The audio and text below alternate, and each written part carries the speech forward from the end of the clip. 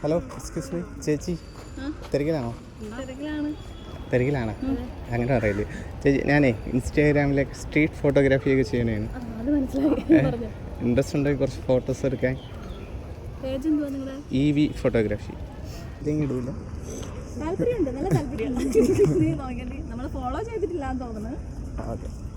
എടുത്തൊക്കെ ഇഷ്ടപ്പെട്ടിടാം.